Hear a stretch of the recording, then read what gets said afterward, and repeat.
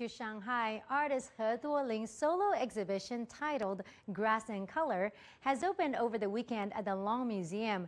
Inspired by his experiences living in Russia, art lovers will get to experience his collection on public display for the very first time. One of the highlights is the Russian Forest series, created between 2014 and 2020, after He spent 6 months in Russia. The trip inspired him to depict what he had observed while in Russia. The series depicts poet Alexander Pushkin and novelist Fyodor Dostoevsky in a forest. He said he plans more pieces in the series.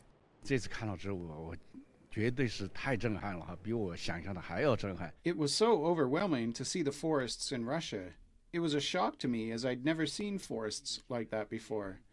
As for the Russian poet, writer, musicians, and artists, I feel their works have a close relationship to nature compared to Europeans and Americans.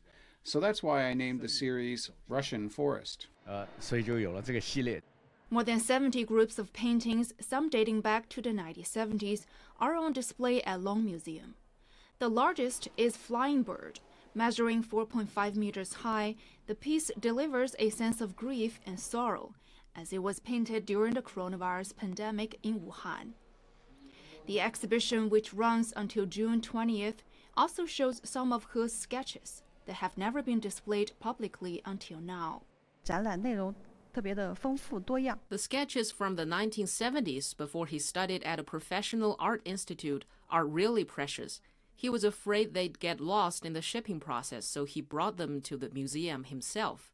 He is considered a prominent figure in contemporary art and rose to fame in the 1980s, with art insiders saying his works have brought a fresh visual experience to viewers. He still lives in his hometown of Chengdu, Sichuan province.